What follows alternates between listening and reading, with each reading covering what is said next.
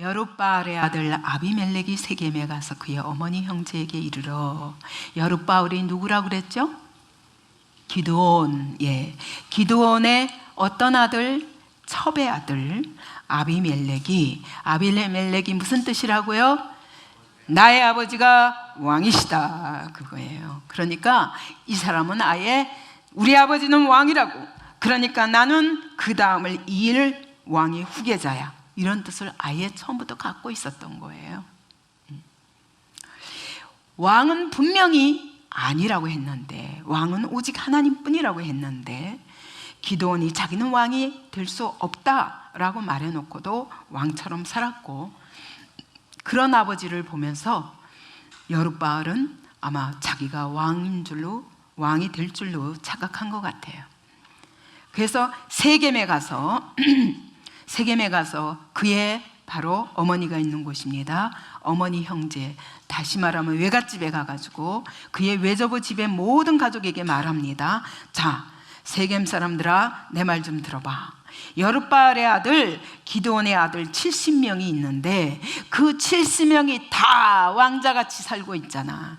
그 왕자같이 70명이 다스리는 게 낫겠냐, 아니면 내가 다스리는 게 낫겠냐, 더군다나 나는 너희 고륙이잖아 라고 설득한 것입니다.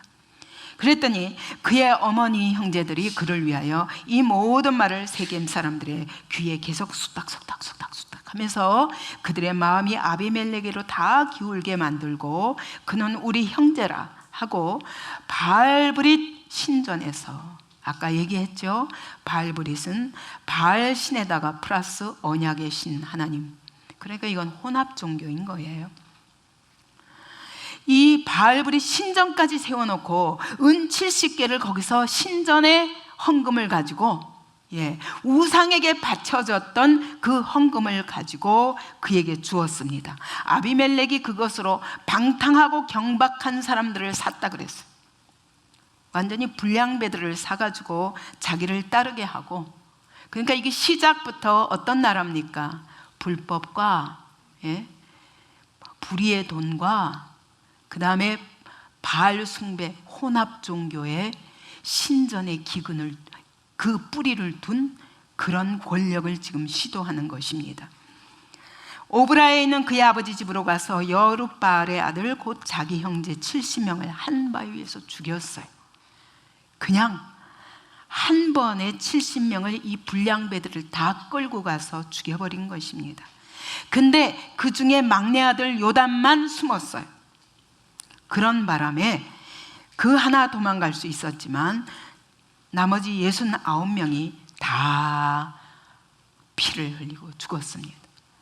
이 쿠데타는 한마디로 쿠데타죠. 이 쿠데타는 한마디로 형제들의 피 위에 세워진 권력 추구였고, 우상 신전의 자금 가지고 권력을 추구한 그런 정권인 것이에요. 그러니까 여태까지 있어 볼 수 있는 아무도 왕이 되려고 한 사람이 없었습니다. 아무도 사사가 되려고 한 사람도 없었어요. 하나님이 세우셔서 여호와의 영을 부어주시니까 사사로 쓰임받은 것이지, 아무도 스스로 왕이라고 한 사람이 없었어요, 여태까지.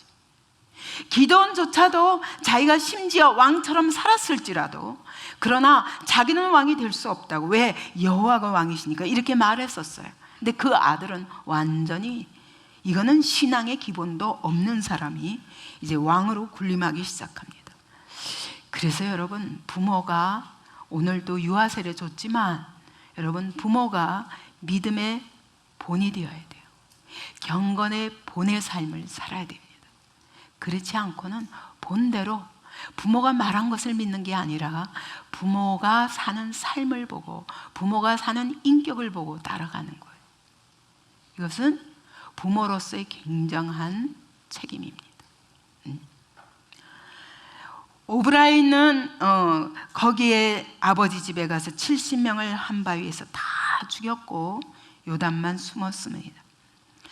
세겜의 모든 사람과 밀로 모든 족속이 모여서 세겜에 있는 상수리 나무 기둥 곁에서 아비멜렉을 왕으로 삼았습니다. 아비멜렉이 산 지역이 어디냐? 세겜이에요. 여기가 바로 외갓집이 있는 데죠.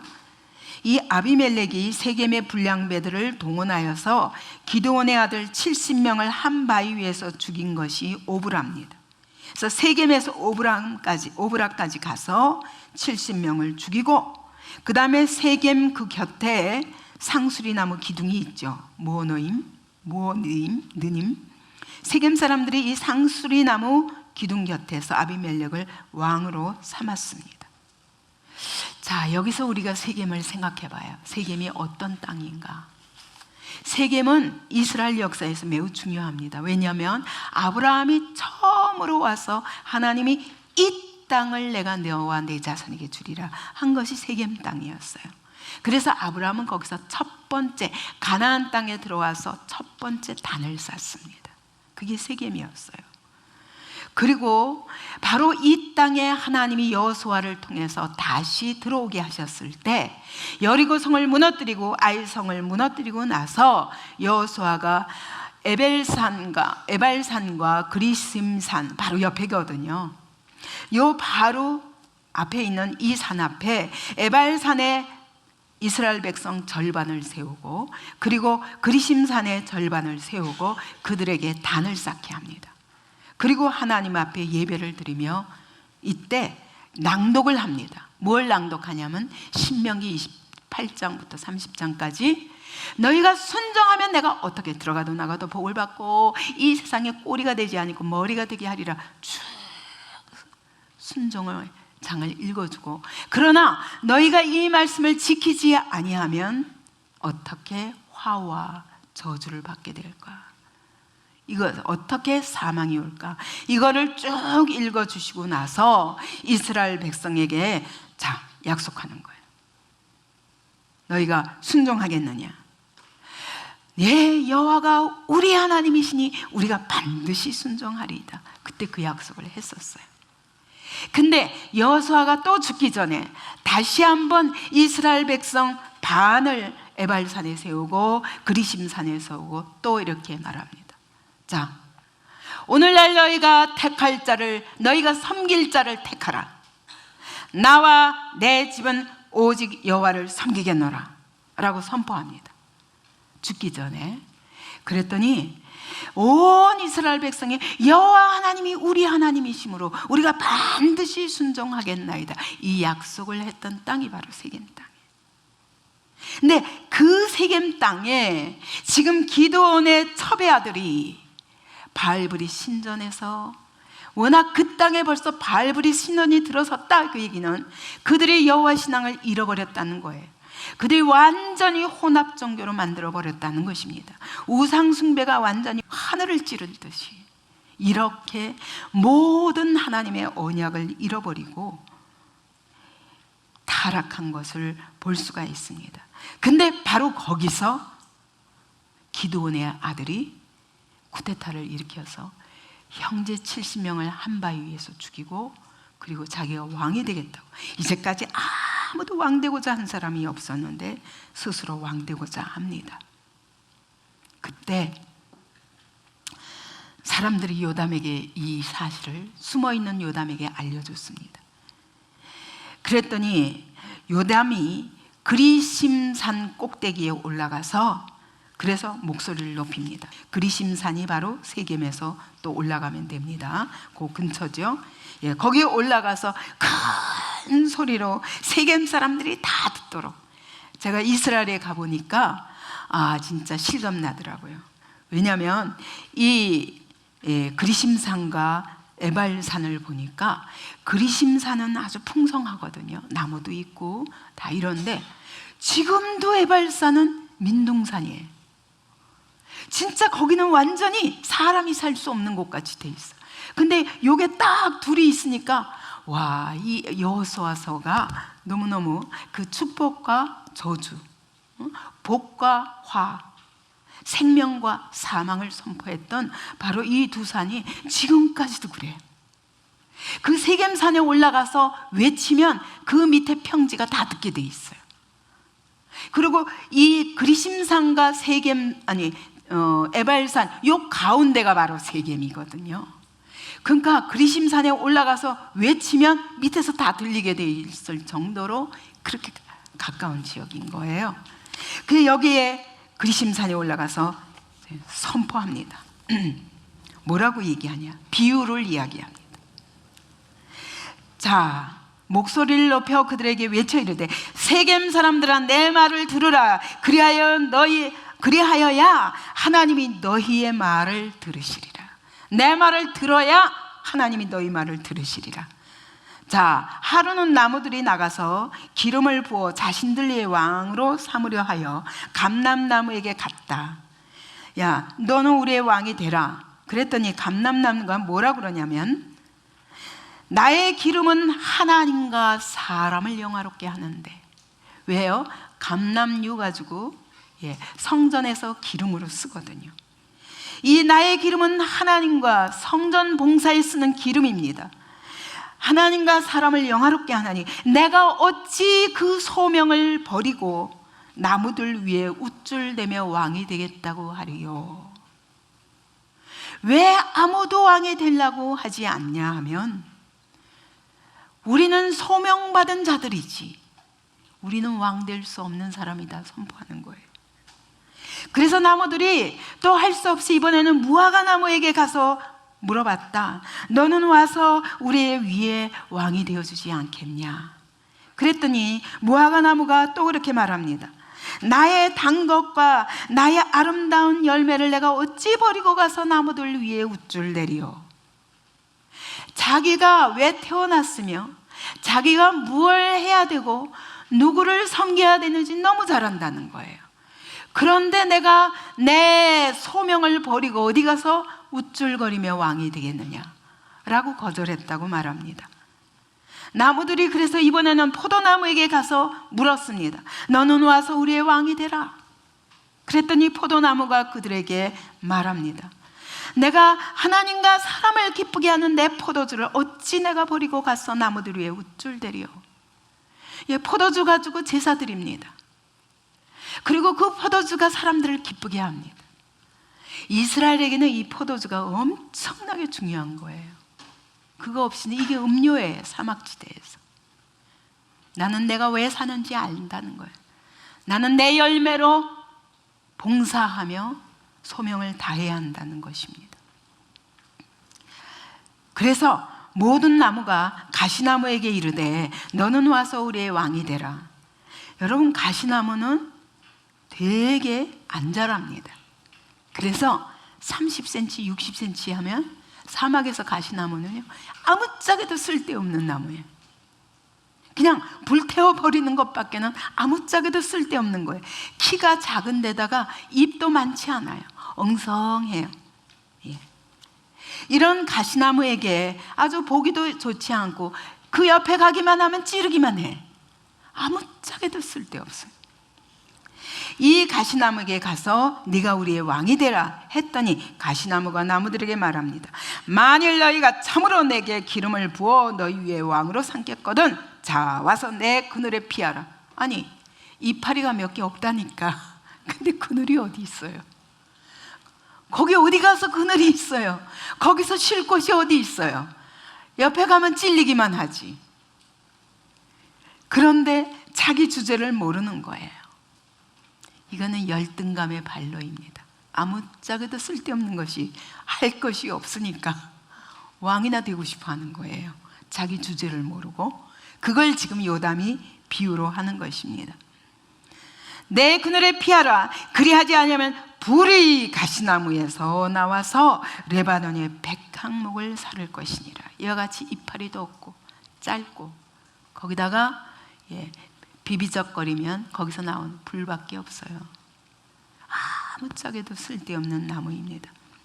근데 이 가시나무가 너희가 내 그늘에 와서 쉬지 않으면 내 밑에 와서 기지 않으면 내가 너희를 불로 살라버릴 거야 하고 위협하는 거예요. 이게 바로 누구다? 아비멜렉이다 라고 얘기하는 거예요.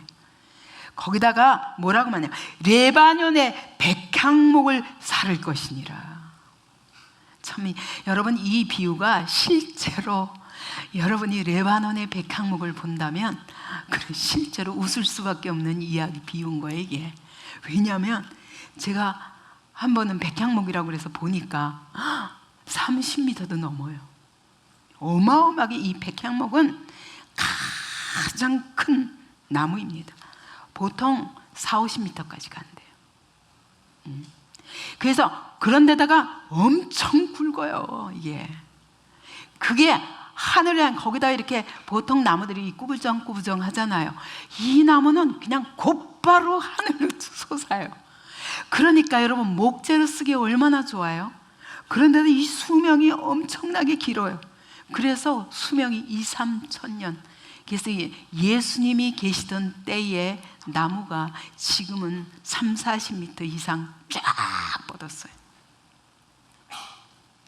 이런 나무는 오랫동안 단단할 대로 단단해서 얼마나 목재로 귀한 것인지 몰라요. 그래서 성전은 전부 백향목으로 짓는 거거든요.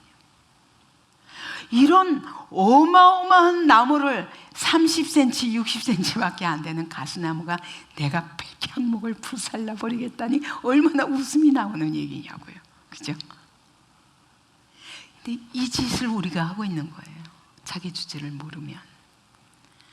하나님이 나를 섬기라고 지으셨지, 봉사하라고, 내 열매로 하나님께 영광을 돌리고 또 다른 사람들을 유익하게 하고 살리는 일에 나를 쓰시려고 봉사하라고 부르셨지, 우리는 영광 받으려고 이 땅에 태어난 존재가 아니라는 거예요. 근데 워낙 열등감으로 이 땅에서 기는 가시나무가 수천 년의 수명을 가진 백향목을 네가 사르겠다고? 하나님의 성전의 제목들을 네가 사르겠다고? 하나님의 백성은 백향목이야. 하나님의 나라는 백향목이라고. 하나님이 친히, 영원하신 하나님이 다스리는 이 사람들을 네 밑에 굴복시키겠다고 하고 요담이 지금 조롱하는 것입니다. 이 귀중한 백향목까지 네가 죽여버리겠다고? 그러니까 자기가 왜 사는지 모르고 내가 왜 존재하는지 모르고 열등감에 가득 차 있다가 첩의 아들로서 그러다가 이게 기회가 오니까 짓대다 하고 머리 꼭대기에 오르는데, 이제 너희가 아비멜렉을 세워서 왕으로 삼았으니 너희가 행한 것이 과연 진실하고 의로우냐? 이것이 바로 여룻바알 곧 기드온과 그의 집을 선대함이냐? 그의 아들들 70명을 죽이는 일에 너희가 앞장선 것이 잘한 일이냐? 라고 꾸짖는 것입니다. 우리 아버지가 전에 죽음을 무릅쓰고 너희를 위하여 싸워서 미디안의 손에서 너희를 건져냈거늘 너희가 오늘 일어나 우리 아버지의 집을 쳐서 그 아들 70명을 한 바위에서 쳐 죽였느냐? 그의 여종의 아들, 그 첩의 아들 아비멜렉이 너희 형제가 된다고 해서 그를 세워서 세겜 사람들 위해 왕으로 삼았구나. 너희가 세겜이 어떤 땅인데, 어떤 하나님의 약속이 있는 땅인데 라고 말하는 것입니다. 참 이런 일들이 오늘도 우리 역사에 많죠. 예를 들면 히틀러 같은 사람도 사실 열등감의 발로예요. 대부분 이런 사람들 통치권에 오르면 그러면 완전히 많은 사람들을 죽이게 되어 있습니다. 민족주의라는 이름으로 자기를 우월주의에 빠져서 했지만 사실은 열등감의 발로예요. 그는 여러 번 아버지가 바뀌고 그 어머니가 유대인 남자와 간음하는 모습도 보고 그러면서 유대인에 대한 아주 주변에서 누군가 한 사람을 희생시키지 않으면 안 되는데 거기서 찾아낸 것이 유대인일 뿐이에요. 사실은 아무 관계없어요 자기하고. 근데 내가 왕이 되기 위해서는 누군가 죽여야 되는 거예요. 그게 바로 히틀러의 어마어마한 대학살인 거예요. 근데 그것이 바로 스탈린에게도 마찬가지입니다. 이 사람도 아버지가 알코올 중독에다가 폭력으로 살았는데 14살까지 맞고만 살았던 아주 불우한 가정의 아들로 태어났는데, 이렇게 태어나다 보니까 완전히 그 폭력이 깊은 상처가 되어서 그가 딱 권력을 잡는 동안에 31년 동안 모든 역사 속에서 자기 국민을 가장 많이 죽인 사람이 바로 스탈린입니다. 결국 그 수많은 사람들 처형시키고 자기한테 조금 빗나가면 다 죽여버리는 거예요. 그것이 엄청나게 역사를 바꾸는 거죠. 그죠? 결국은 그 마지막, 이런 사람들의 마지막은, 히틀러는 자살해서 죽었죠. 스탈린은 가장 가까운 비밀경찰 총수가 독살시킨 걸로 지금은 추정하고 있습니다. 분명히 그가 처음엔 뇌졸중으로 쓰러졌는데 아무도 의사가 못 오게 하며 죽을 때까지 내버려둔 거예요. 그리고 그것도 혹시나 깨날까 봐 독살시켰다는 것입니다. 결국 말년에 그렇게 될 수밖에 없어요. 또 이 리비아 공화국의 쿠데타로 한때 정복해가지고 42년 동안이나 철권 통치를 한 카다피라는 사람도, 사람 베두인 출신이거든요. 유목민이에요. 거기다 이슬람교도고, 이 폭력이 몸에 밴 사람이에요. 열등감이 몸에 밴 사람. 결국은 시민군에 의해서 죽임당했어요. 다 역사 속에 이렇게 못난 사람들이 나오게 돼 있는데 다 열등감의 발로. 그래서 여러분 잘 키워야 돼요. 불우 청소년이라도 정말 잘 키워야 돼요. 바로 그 한 사람이 이 세상을 어떻게 바꿀지 모르기 때문입니다. 그래서 여러분의 나이가 너무 중요한 거예요. 여러분의 나이에 무엇이 들어가냐가 중요해요. 아까 여러분들이 막 율동하는 거 보면서 우리 중고등부 학생들, 또 우리 어린아이들 하는 거 보면서 쟤네들이 여기서 이거 안 하면 세상에 나가서 딴짓할 텐데, 예수님 때문에 기뻐하며 춤도 추고, 이 기쁨을 알고 이 기쁨 때문에 절대로 주님을 떠나지 않고 주님을 사랑한다 사람이 된다면 여러분 어마어마한 축복이, 여러분 안에 주님의 이 기쁨이 들어가면 열등감이라가 내 사전에 있을 수 없어요. 왜? 우리 하나님이 한 사람 한 사람 얼마나 영광스러운 계획을 가지고 지으셨고, 여러분 한 사람 한 사람을 위해서 자기 아들을 죽이기까지 사랑하시며 여러분을 영광스러운 삶으로 쓰시려고 하는 거예요. 자, 이 사람도 그런 사람이었어요. 아비멜렉은 첩의 아들로서 열등감 속에 살다가 한이 맺힌 거예요. 70명의 아들은 집에 사는데 자기는 쫓겨났어요. 왜? 너는 우리 형제가 아니야. 더군다나 그 당시에 서자나 그 다음에 이 첩의 아들, 이건 전혀 상속권이 없습니다. 절대 왕이 될 수 없는 사람이에요. 근데 왕을 꿈꾸는 거죠. 자, 아비멜렉이 이스라엘 다스린 지 3년에 하나님이 아비멜렉과 세겜 사람들 사이에 악한 영을 보내시며 세겜 사람들이 아비멜렉을 배반하였으니, 여러분 이런 내가 스스로 왕이 되고 내가 스스로 높아지려 할 때 여러분 하나님은 반드시 개입하십니다. 그냥 오래 두시지 않아요. 3년 만에 이 왕국은 무너집니다. 근데 어떻게 무너뜨리냐? 절대로 무너뜨릴 수 없는데 우리 하나님이 악한 영을 보내셨다고 그랬어요. 그래서 이렇게 잘못된 연합으로 하나 되는 것을 하나님이 개입하셔서 악한 영으로 개입하셔서 둘을 갈라버리시는 것입니다. 이는 여룻바알의 아들 70명에게 저지른 포악한 일을 갚되 우리 하나님 반드시 그 흘린 피에 대해서 갚으신다는 거죠. 그들을 죽여 피 흘린 죄를 그들의 형제 아비멜렉과 아비멜렉의 손을 도와 그의 형제들을 죽이게 한 세겜 사람들에게로 돌아가게 하심이라. 여러분, 이렇게 악의 연합은 오래 가지 못합니다. 예.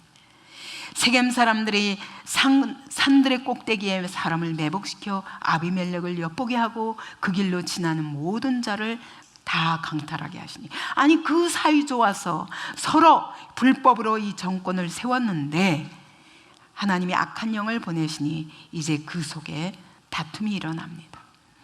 아마 세겜 사람들이 내가 너를 이만큼 세워서 왕으로 삼았으면 너희가 우리한테 해야 되는데 왜 아무것도 안 해? 아마 이런 원한이 있었던 것 같아요. 그래가지고 아비멜렉을 엿보다가 길로 지나가는 모든 사람들 다 강탈했습니다. 다 뺏어갔습니다. 이러니까 이런 어려운 사건이 아비멜렉이 왕이 된 사회에 일어나니까 백성들이 불평이 생길 거 아닙니까? 이렇게 해서 아비멜렉을 신뢰하지 못하게 하는 거죠. 그때 에벳의 아들 가알이라는 사람이 그의 형제와 더불어 세겜에 이르니 세겜 사람들이 그를 신뢰하니라.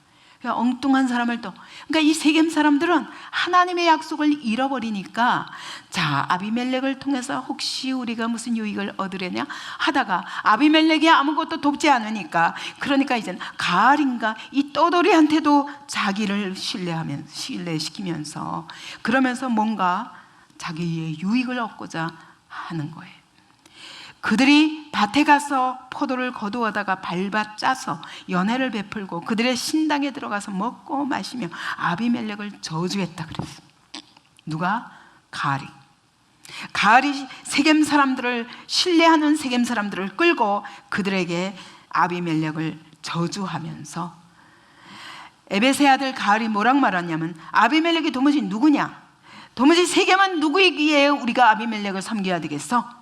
그가 여룻바알의 아들 아니야? 기드온의 아들 아니야? 그의 신복은 수불 아니야? 야, 차라리 세겜의 아버지 하모를 섬겨라. 너희는 세겜 사람이잖아. 이러면서 이간시키는 것입니다. 이 백성이 내 수하에 있었더라면 가알이 말하는 거예요.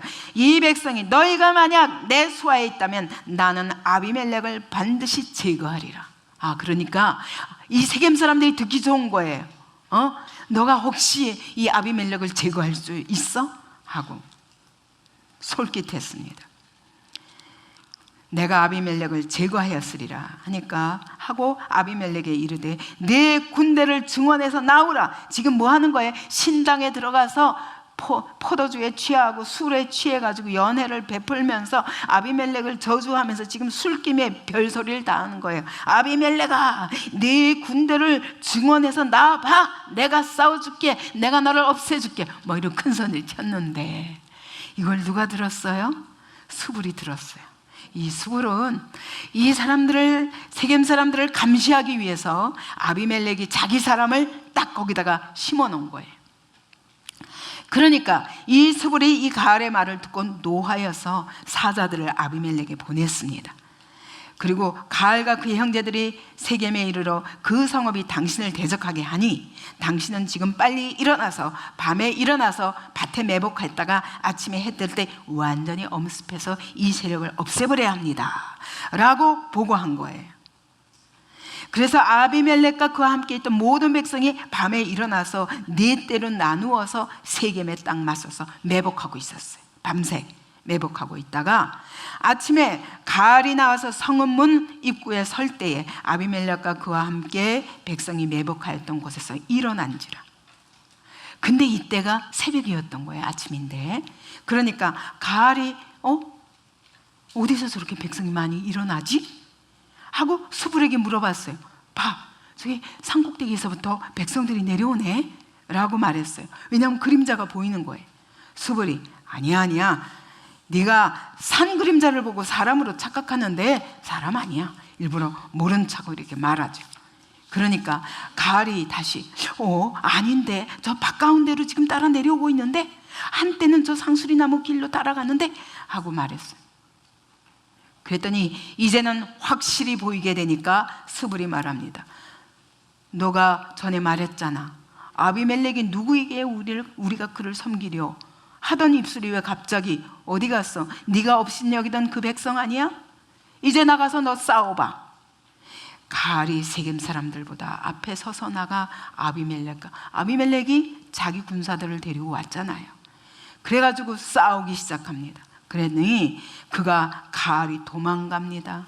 부상하여 엎드러진 자가 많아 성문 입구까지 이르렀다고 말합니다. 아비멜렉은 아루마에 거주하고 지도를 보니까 세겜 사람들이 상수리 나무 곁에서 아비멜렉을 왕으로 삼은 후에 세 번째 그리심산 꼭대기에서 요담이 비유를 선포했죠. 그리고 나서 아비멜렉이 세겜 성읍을 공격하게 하는 것이 바로 이 본문입니다. 세겜 성을 아비멜렉은 어디 거주하고 있었냐면 예전에는 세겜에 있었는데 지금은 자기의 어떤 왕의 성읍처럼 그렇게 아루마에다가 자기 성을 쌓아놓고 거기 거주하고 있다가 이 수불한테서 이 소식을 듣고 아루마에서 세겜으로 공격해 나가는 것입니다. 그래서 세겜 성읍을 완전히 공격하고 정복하게 됩니다. 그래서 수불은 이 가을과 그의 형제들을 쫓아내어서 세겜에 거주하지 못하게 했습니다. 이튿날 백성이 밭으로 나오니까 아니 거기서 끝나면 되잖아요, 그죠? 여기서 세겜 사람이 아니라 가알이 주동을 했으니까 가알과 그와 함께 했던 모든 사람들을 죽이는 것으로 끝나야 되는데 이제 아비멜렉에 드디어 가시나무에서 불이 나오기 시작하는 것입니다. 그가 말한 대로. 왜? 열등감을 자극했거든요. 네가 누구든지 내 수하에 안 놓인 사람은 내가 불로 살라버리리라 하는 그 분노가 나오니까 백성들이 밭으로 나오는데 아비멜렉이 자기 백성을 세 무리로 나누어서 밭에 매복하다가 백성이 성에서 나오는 걸 보고 일어나 그들을 쳐서 죽이기 시작합니다. 그날 종일토록 쳐서 45절에 보니까 마침내는 점령하고 거기 있는 백성을 죽이며 그 성을 하고 소금을 뿌렸다 그랬어요. 이 소금을 뿌린다는 건 영원히 저주한다 그 얘기거든요. 여러분 여기가 누구예요? 하나님의 백성이라고요. 그러니까 이 아비멜렉에는 하나님 나라에 대한 개념도 전혀 없고 하나님의 백성에 대한 그것도 전혀 없고 그냥 완전히 신앙이 없는 채로 바알브레스의 돈을 써서라도 권력을 잡는 것이 그의 목적이었던 것입니다. 그러다 보니 한 번 이 열등감에 불이 붙고 나니까 이제 어떤 것도 꼴을 봐줄 수가 없는 거예요. 그래서 돌격하여 다 그들을 죽이고 소금을 뿌리면서 영원히 저주한다. 완전히 증오심에 불이 타는 것입니다. 46절에는 이걸로 또 끝나지 않아요. 엘브리 신전의 보루로 들어갔다고 그랬어요. 그게 바로 저기 5번 그 지도에서 5번 동그라미 5번 아비멜렉이 견고한 망대를 불사를 하다가 여인의 맷돌에 깔려 죽임을 당하게 되는데 결국은 자기가 심판받을 장소로 지금 거기까지 가는 거예요. 세겜에서 끝나도 좋아요, 그죠? 처음에 가알과 그와 함께한 사람들이면 좋건데 그것도 모자라서 세겜 백성들을 죽이다가 드디어는 저기 견고한 망대까지 가버린 것입니다. 결국 거기가 하나님의 심판이 기다리고 있었던 곳이죠. 엘브리 신전의 보루도 들어갔어요. 누구든지 어쨌든 신전에 들어가면 아무도 죽일 수 없다는 걸 믿기 때문에 세겜 망대 모든 사람들이 엘브리 신전으로 들어갔어요. 하나님의 백성들이 이 아비멜렉을 피해서 엘브리 신전의 보루에 들어가 자기 생명을 보호하려고 하는 거죠. 근데 이게 신전이고 뭐가 없는 거죠. 이미 완전히 분노에 사로잡혀 이성을 잃어버린 아비멜렉은 세겜 망대 모든 사람들이 모인 것이 아비멜렉에 알려지니까 아비멜렉과 그와 함께한 모든 백성이 살몬산에 올라가지고 아니 오죽하면은 나무를 캐러 산에 올라가서 도끼를 들고 가서 나뭇가지를 다 찍어가지고 와서 그걸 어깨에다 메고 가서 이 성을 불사르는 거예요. 그러니 이게 보통 지금 성격이 아닌 거죠. 그리고 이거를 혼자 할 수 없잖아요. 혼자 왜 너희는 가만히 있는 거야? 빨리 내가 하는 대로 보고 따라해.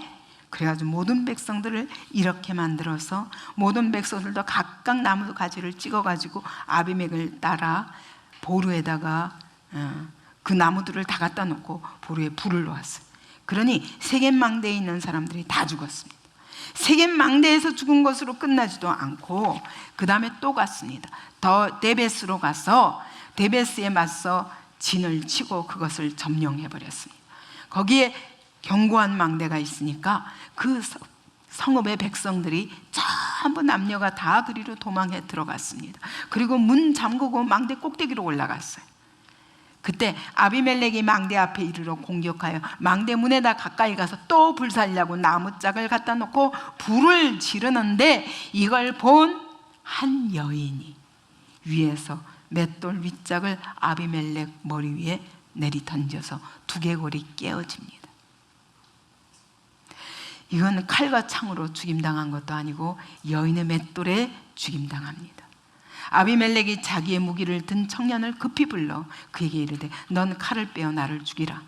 사람들이 나를 가리켜 여자가 나를 죽였다고 그런 말이 남지 않게 네가 나를 죽여라. 그래서 그 청년이 찔러서 그가 죽었습니다.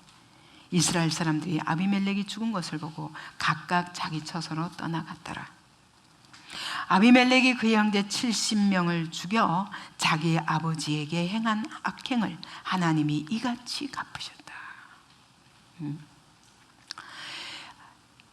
우리의 계획이 하나님의 계획과 그 중심이 같지 않은 모든 것들은 다 이와 같이 심판으로 끝날 수밖에 없습니다. 시간이 아무리 오래 걸려도 하나님의 뜻을 구하는 것이 바로 내가 영원히 요동치 않는 삶을 사는 축복의 길입니다. 우리가 이게 인공지능도 아니고 무엇이 하나님의 뜻인지 아닌지 어떻게 알고 순종할 수 있습니까? 그런 질문이 있었는데, 여러분, 우리는 인공지능 아니라 그 인공지능보다 훨씬 더 능력 있는 성령의 사람들이에요. 영이 있는 사람들이에요. 여러분, 지능은 이성에 그치지만, 혼에 그치지만, 영은 하나님의 영이 우리 안에 들어오셔서 하나님의 영원한 지혜, 완전한 지혜를 주셔요. 근데 여기에는 그 하나님과 교통이 전제되어야 됩니다. 그죠? 그래서 하나님과 교통이 온전할 때 이 하나님의 영이 내 안에 들어오시면 이 세상의 인공지능하고 비교할 수 없는 어마어마한 이 하나님의 지혜는요, 보통 지능이라는 건 뭐예요? 수많은 정보를 저장해서 이걸 종합하고 분석하는 것이 그의 능력이라면, 이게 하나님의 영은 뭐냐? 통찰력이 있어요. 역사를, 이 수천 년 역사를 하나님의 말씀에 의해서 한눈에 꿰뚫어 보고 하나님의 중심, 하나님이 이 세상을 계획하신 목적과 그분의 일하시는 방법과 그분의 인격과 그분의 성품, 이것들을 통해서 이 세상의 주권자이신 그분을 알므로 인하여 이 세상의 무엇과도 비교할 수 없는 지혜를 얻을 수 있는 자들이에요. 더 완전한 지혜입니다. 다만 이것을 하는데 방해되는 내 안에 죄가 있는 거예요. 그래서 이 죄의 문제를 깨끗하게 이게 정리할 수 있는, 이 죄의 문제를 깨끗하게 처리할 수 있는 사람은 하나님의 영이 막 역사하셔서 이 지혜에 정말 이 막힘이 없을 수 있어요. 근데 죄가 가로막고 있는 거예요. 그래서 이게 하나님의 뜻이 무엇인지 모르는 거예요. 그러니까 여러분, 거룩이 능력이라니까요. 거룩이 능력이에요. 저는 이렇게 가만히 보면 사람마다 중심이 이렇게 마치 사진 렌즈 있죠. 사진 우리가 조리개 이거 사진 찍을 때 딱 초점이 맞으면 어때요? 선명하죠. 그죠? 화면이 선명하죠. 화상도가 아주 좋죠. 근데 초점이 안 맞으면 어때요? 흐리멍덩해요. 흔들려요. 그죠? 그러면 이 형체를 잘 구분할 수 없어요. 마찬가지로 중요한 건 초점이에요. 우리의 초점이 하나님께 있으면, 우리의 초점이 하나님의 지혜와 하나님의 말씀에 있으면, 여러분, 아무리 믿은 지 얼마 안 된 사람이라도 굉장히 화상도가 좋은 영적 분별력이 생깁니다. 그래서 여러분, 너무 사리가 분명할 수 있어요. 이 마음이 깨끗한 사람들은 여기 뭐가 복잡하게 자기 유익과 이런 이해관계에 쉽게 이렇게 요동하는 이런 사람이 아닌, 중심에 진리와 의를 사모하는 사람이라면 믿은 지 얼마 안 돼도 금방 하나님께 더 가까이 갈 수 있더라고요. 근데 어떤 사람은 여기 머리를 막 굴리는 사람이 있어요. 이렇게 하면 어떨까? 이렇게 하면 어떨까? 끊임없이 기회를 타가지고 자기 유익을 추구하기 위해서 이런 사람들은요, 분별력이 없어요. 왜요? 원래 조리개 초점이 안 맞았거든. 그래서 여러분, 이 초점을 잘 맞추는 것이 중요해요. 오늘 우리가 성경을 공부하는 이유도 그렇습니다. 하나님의 말씀에다가 내 모든 시선을 두고 하나님의 시선에, 하나님의 시각에 나의 모든 초점을 둘 때, 여러분, 신앙생활 시작한 지 얼마 안 돼도 깨끗하게 반응합니다. 전 이걸 전도를 40년 하다 보니까 알게 된 거예요. 그래서 딱 복음을 전하면서 이 사람은 소망 있는 사람이다, 이 사람은 곤방 은혜 받을 것이다, 이거 제가 알게 되는 거예요. 왜냐하면 초점이 정확해요. 근데 수십 년 교회 안에서 그럭저럭 신앙생활 하는 것 같고 뭔가 멋있게 신앙생활 하는 것 같지만 이 초점이 안 맞은 사람들이 있어요. 그러면 매사 육적인 해석을 하는 거예요. 그러니까 하나님의 뜻을 정확하게 알기가 너무 어려워요. 그렇기 때문에 여러분, 내가 세상에서 여태까지 쌓아놓은 정보, 내가 여태까지 세상에서 경험한 것, 내가 여태까지 눈으로 보고, 내가 여태까지 이해하고, 내가 저장해 놓은 지식, 이런 것에 의지하지 마세요. 하나님은 마음의 중심을 보시는 하나님이에요. 이 마음의 중심이 깨끗한 사람은 여러분, 성경을 보아도 깨끗하게 보입니다. 그러면 하나님의 뜻을 금방 알 수 있어요. 그래서 거룩이 능력인 거예요. 그래서 거룩이 능력인 거예요. 자, 아비멜렉이 그 초점이 분명했더라면 절대 이런 선택을 안 했죠. 요담처럼 얼마나 비유가 지혜롭습니까? 그는 근본적으로 우리의 인생의 목적은 하나님을 섬기는 데 있고, 우리의 열매로 하나님을 섬기고 사람을 섬기는 데 있다. 다시 말하면, 신약에서 말하면 하나님 사랑이요 사람 사랑인 거예요.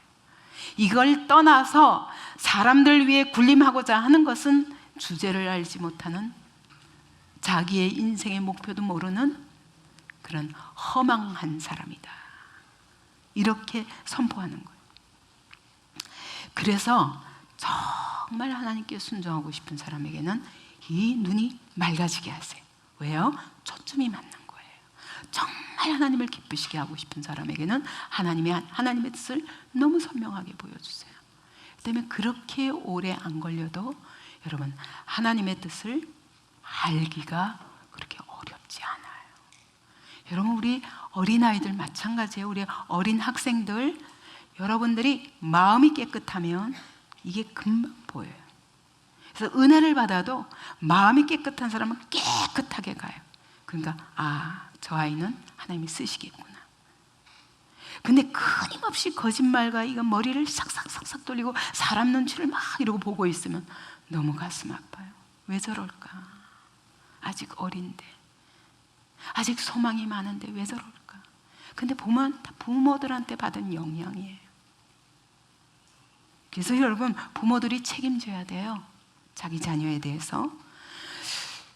아비멜렉도 기드온의 열매예요. 기드온이 마지막을 잘못 삶으로 인해서 이런 열매가 자기만 아니라 자기 집안에 70명, 수십 명의 아내를 거느리고 왕같이 살면서 낳았던 모든 자녀들 다 죽고 하나 남았어요. 그죠? 그랬을 뿐만 아니라 그 가정으로 인하여 어떻게 이스라엘을 미디안 손에서 구원했던 그 집안이 결국은 수많은 하나님의 백성들을 죽이는 자리에 놓이게 되는 것입니다. 하나님 나라에 해악을 끼치는 자리에 놓이게 되는 것입니다. 이 세겜 사람들의 모든 악행을 하나님이 그들의 머리에 갚으셨으니, 세겜 사람들이 죽은 것도 비록 아비멜렉의 손에 죽었고, 또 아비멜렉은 바로 세겜 사람들의 손에 죽었고, 하나님은 이렇게 해서 우리가 아까 기드온을 통해서 봤지만 어때요? 자기네들끼리 다 쳐서 죽였잖아요. 이게 하나님의 방법이에요. 그러니까 사실 기드온과 300명은 피 하나 안 흘리고도 하나님이 승리를 맛보게 하시는 것입니다. 결국은 이 일이 3년 동안은 가려질 수 있었어요. 그러나 3년 만에 드디어 하나님이 하신 일이 이렇게 결론이 나게 됩니다.